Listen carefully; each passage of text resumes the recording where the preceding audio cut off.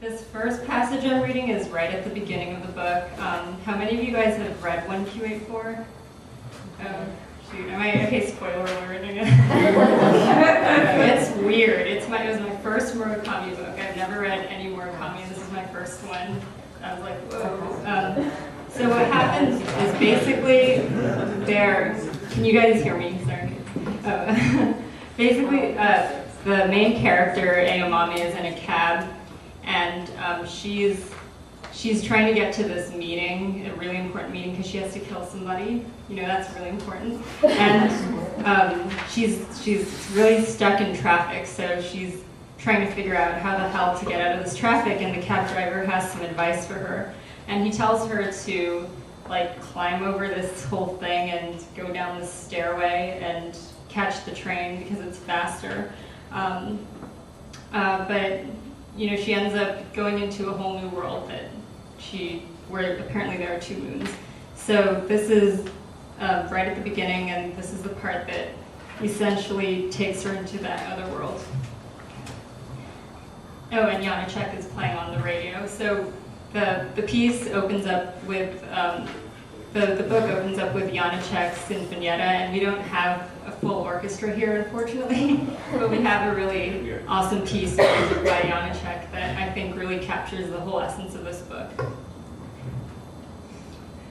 Aomami thought hard, arranging everything in order of priority. She needed hardly any time to reach a conclusion. As if to coincide with this, the final movement of the Janacek was just beginning. She pulled her small Ray-Ban sunglasses partway out of her shoulder bag and took 3,000 yen bills from her wallet. Handing the bills to the driver, she said, "I'll get out here. I really can't be late for this appointment." The driver nodded and took the money. "Would you like a receipt?" "No need, and keep the change." "Thanks very much," he said. "Be careful. It looks windy out there. Don't slip." "I'll be careful," Aomami said. "And also," the driver said, facing the mirror, "please remember, things are not what they seem." "Things are not what they seem," Aomami repeated mentally. "What do you mean by that?" she asked with knitted brows. The driver chose his words carefully. "It's just that you're about to do something out of the ordinary. Am I right? People do not ordinarily climb down the emergency stairs of the Metropolitan Expressway in the middle of the day, especially women." "Suppose you're right." "Right. And after you do something like that, the everyday look of things might seem to change a little. Things may look different to you than they did before. I've had that experience myself. But don't let appearances fool you. There's always only one reality."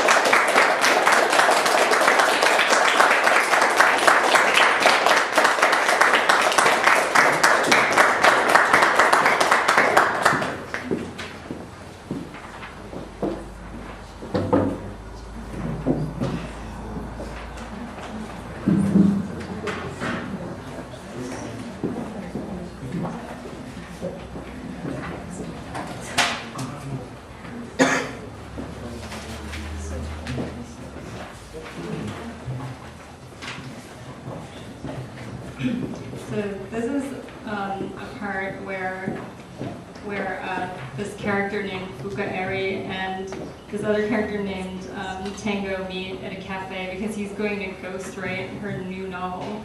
And so this is a really weird story, and a lot of things that happen in her novel transpire in real life throughout the book. So yeah, this is the reading. Where did you get the storyline for Air Chrysalis? From the Blind Goat. See, she's really weird. From the Blind Goat. Good answer. What are your friends' schoolmates saying about your winning the prize? Oh, okay, sorry, I didn't mention this. So she won this prize to have a novel published. They didn't like how she wrote it. They like the story, so he will ghostwrite it. Okay, good answer.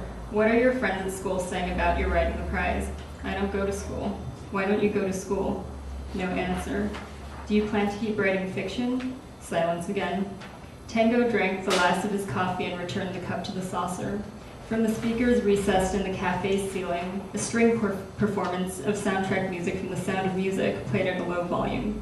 Raindrops and roses and whiskers on kittens. Are my answers bad? Fuka Eri asked. Not at all, Tango said. Not at all, they're fine. Good, Fuka Eri said. Tango meant it.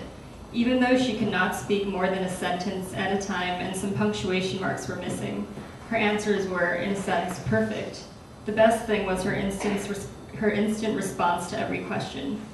Also good was the way she looked directly into the eyes of the questioner without blinking. This proved that her answers were honest and their shortness was not meant as a put-down.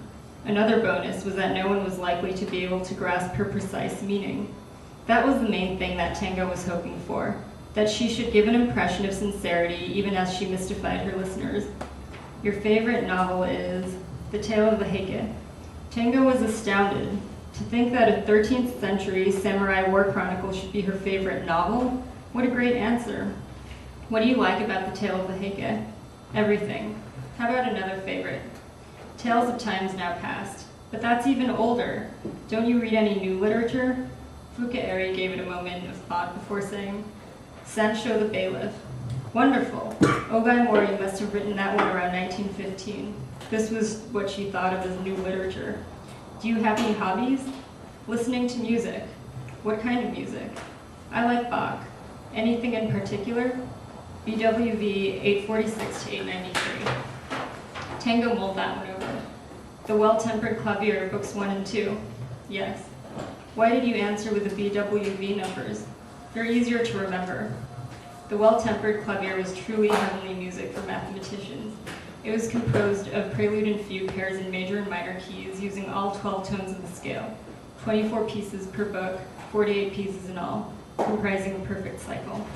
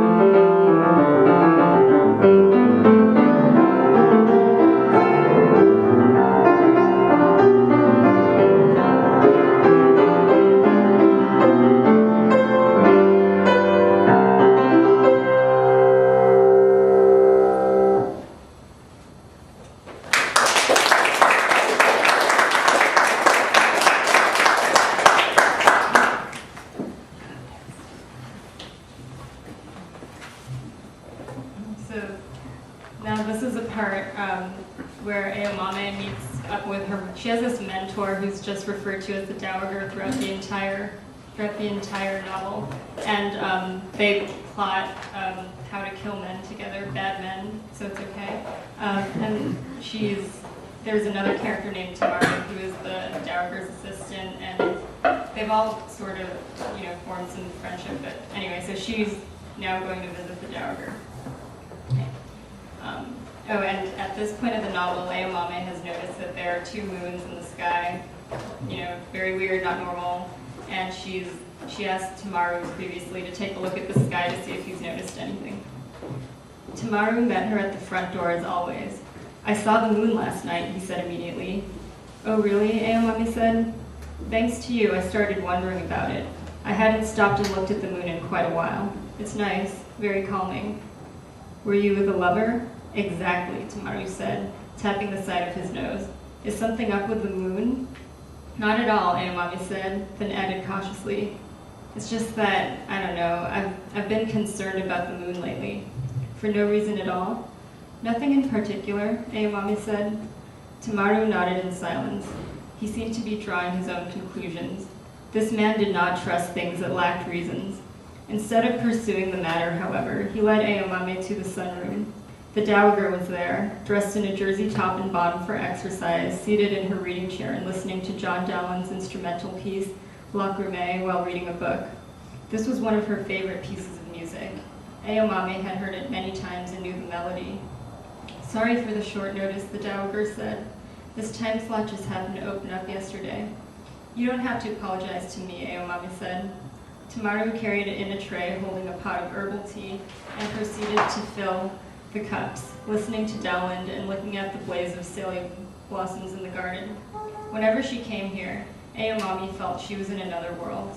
The air was heavy, and time had its own special way of flowing.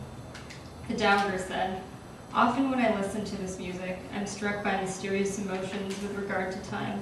She seemed almost to have read Aomame's mind. "To think that people 400 years ago were listening to the same music we're hearing now, doesn't it make you feel strange?" "It does," Aomame said. "But come to think of it, those people 400 years ago were looking at the same moon we see." The Dowager looked at Aomame with a hint of surprise. Then she nodded. "You're quite right about that. Looking at it that way, I guess there's nothing mysterious about people listening to the same music 400 years apart." "Perhaps I should have said almost the same moon," Aomame said, looking at the Dowager. Her remarks seemed to have made no impression on the older woman. "The performance on the CD uses period instruments," the Dowager said, "exactly as it was written at the time, so the music sounds pretty much as it did back then. It's like the moon."